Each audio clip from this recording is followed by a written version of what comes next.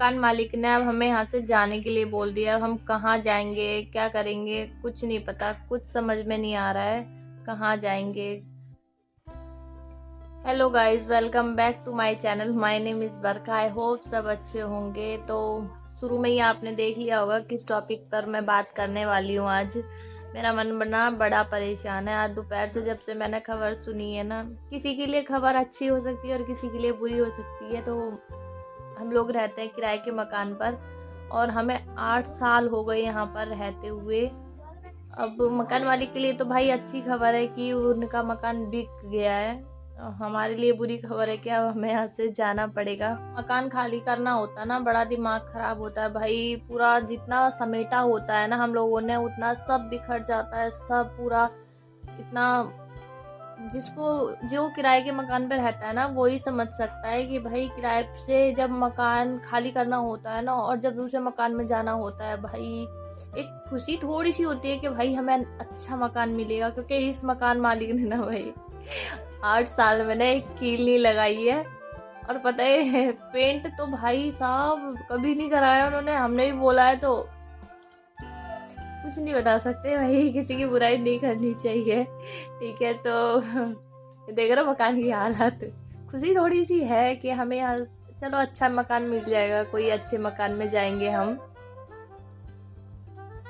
पर वही चीज है कि यार पूरा मकान भाई साहब, पूरा सामान समेटो, उसके बाद में दूसरी जगह फिर लगाओ। पता है खाली सामान की बात नहीं होती है, बात होती है कि हमारी 8 साल से यादें इस मकान में।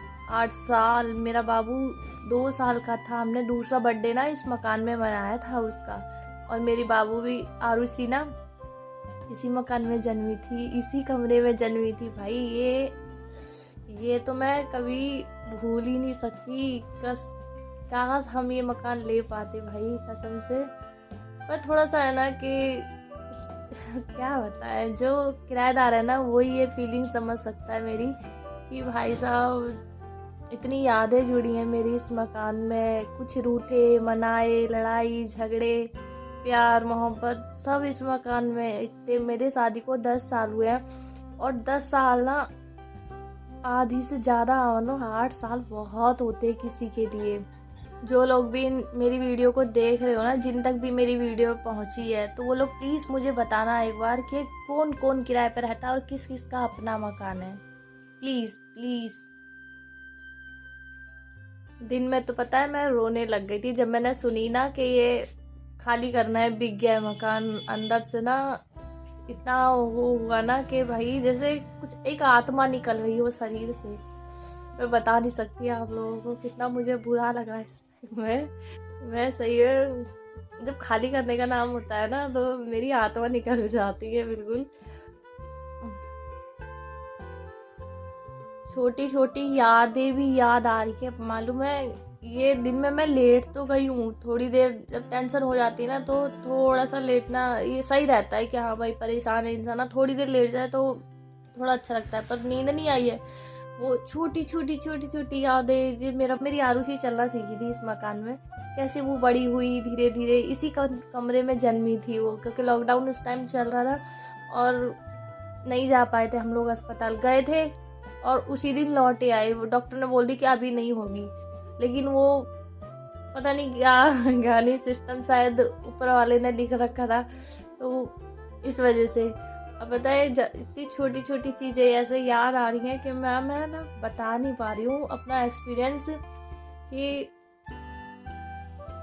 कैसे मैंने ये मकान धीरे धीरे सजाया। मतलब सजाने के नाम पे तो कुछ नहीं है ऐसा, पर हाँ सामान एक औरत रहती है इस मतलब कोई भी मकान में, तो उसकी यादें कैसे जुड़ जाती हैं, कैसे उसको धीरे धीरे करके वो एक एक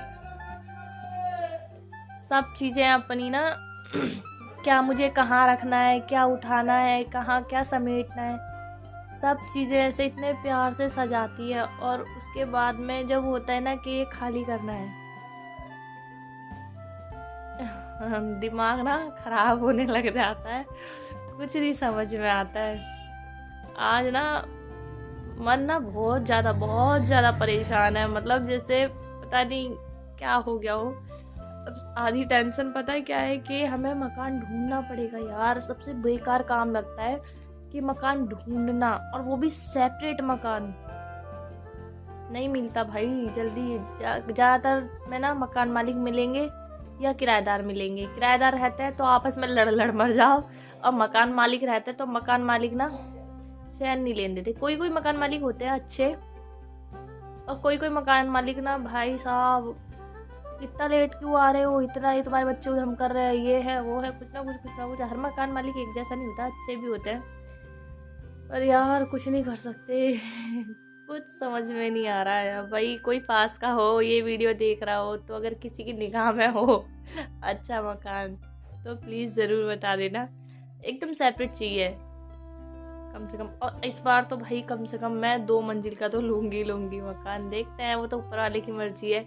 कि कभी कभी ऐसा होता है ना कि जो सोचता है इंसान वो कभी नहीं होता, और मेरा खासकर सोचा हुआ ना कभी नहीं होता है। वो सोचो कुछ उल्टा ही होता है, हमेशा उल्टा होता है। मैंने पिछली बार भी सोची थी, हाँ ये तो था कि सेपरेट मकान लेंगे, पर उस टाइम इसमें मकान मालिक थे। मकान मालिक अच्छे हैं वैसे तो, जो वैसे ठीक है, अच्छे हैं आदत के। 8 साल यार तभी हम रह पाए इसमें, नहीं तो कोई कोई मकान मालिक होता है 1 साल भी नहीं टिकने देता है अपने किराएदारों को। तो मकान मालिक तो अच्छा है। कोशिश तो उन्होंने पहले यही करी थी कि हम ही ले लें इस मकान को, पर हम नहीं ले सकते भाई, हमारा बजट इतना नहीं है। पर यह है कि हाँ चलो जिसने भी लिया जैसे भी है सब ठीक है, पर क्या कर सकते हैं, इसमें अपने हाथ में नहीं होती ना कुछ चीज़ें। शायद इसी में ही अच्छा ही लिखी हो। उनकी लड़की की ना शादी होने वाली है फरवरी में। अब उनको तो उनकी भी मजबूरी है कि भाई उनको बेचना पड़ रहा है, उनकी लड़की की शादी है, शादी के चक्कर में बेच रहे हैं। अब मैं ना अब ज़्यादातर ना ऐसे ही बात कर पाए करूँगी आप लोगों से। प्लीज़ मुझे फॉलो कर लेना, मतलब सब्सक्राइब कर लेना, हाँ लाइक करना, शेयर करना। जो लोग नए हैं मेरी वीडियो में प्लीज़ ज़रूर सब्सक्राइब कर लेना मेरे चैनल को। मेरी कुछ भी अपडेट रहेगी मैं प्लीज़ आप लोगों को देती रहूँगी। थोड़ा सा लड़खड़ा रही हूँ कि इमोशनल हो रही हूँ थोड़ा सा, आज परेशान भी हूँ, तो कुछ का कुछ निकल रहा है मुँह से, कुछ समझ में नहीं आ रहा है। तो आप लोग प्लीज़ सपोर्ट करना, पूरी वीडियो देखना मेरी। Thank you so much.